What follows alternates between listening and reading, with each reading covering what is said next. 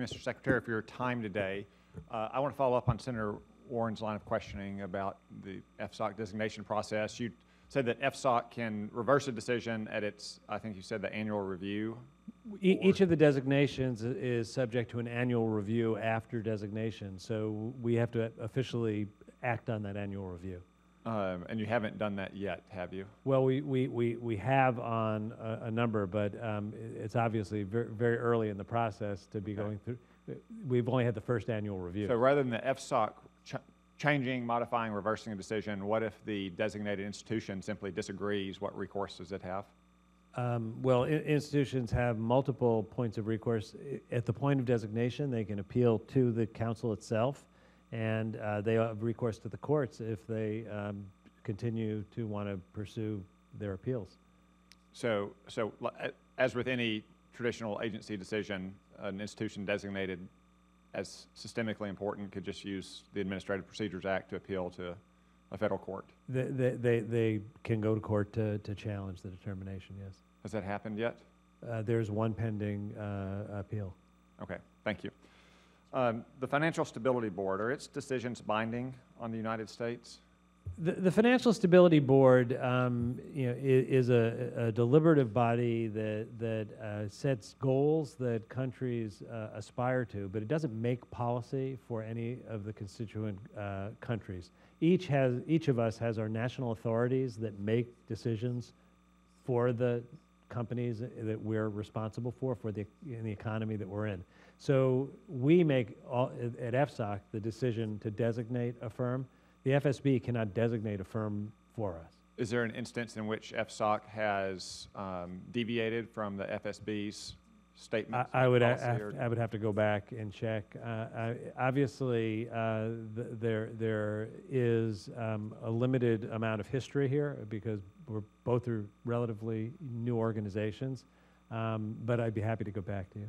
Okay, so the FSOC has issued a notice asking for comments about whether asset management activities can pose systemic risk. I believe that closes out today. I believe today is the deadline. The FSB has moved forward, though, with a proposal that seems to make a number of assumptions that SIFI designation of asset managers or funds is a virtual foregone conclusion. Would you explain, the FSB's announcement, and given the tendency of the FSOC to follow FSB, whether or not this is already a foregone conclusion? No, I mean, I can tell you that there's no foregone conclusion of what the action at FSOC will be. I think if you look at the course that we've taken as we've looked into asset management, it has reflected what I think is the right approach, which is to be data-driven and analytically driven.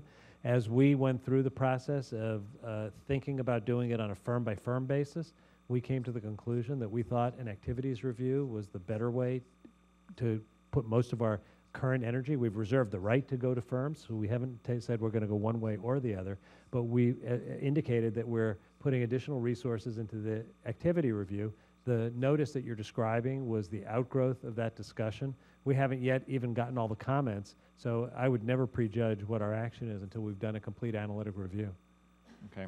Well, I have you here. I want to ask you a question about Iran, and specifically Iran sanctions. Ayatollah Khamenei over the weekend said that all sanctions must be lifted immediately for there to be any agreement with the P5+1.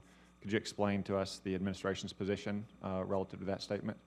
I think that we have been clear that our sanctions will remain in place until we reach an agreement, and will not be removed unless we reach an agreement that assures us that Iran will not be able to get nuclear weapons. Obviously, there is a negotiation going on, so there's not yet an agreement to describe, and I can't tell you whether it will reach a positive outcome. But I can tell you that there won't be any lifting of sanctions if we don't get an agreement that assures us that Iran will not get nuclear weapons.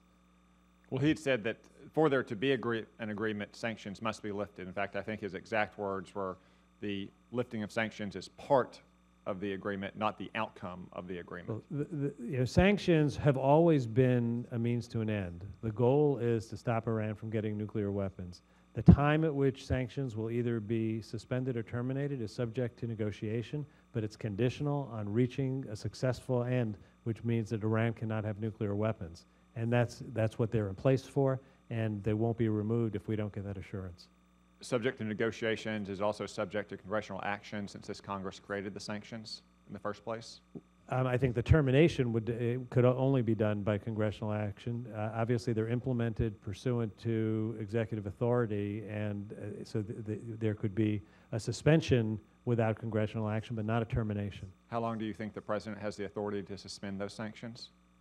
I'm not aware of it's conditions-based, not time-based, as best I understand. All right, thank you. I'm over my time.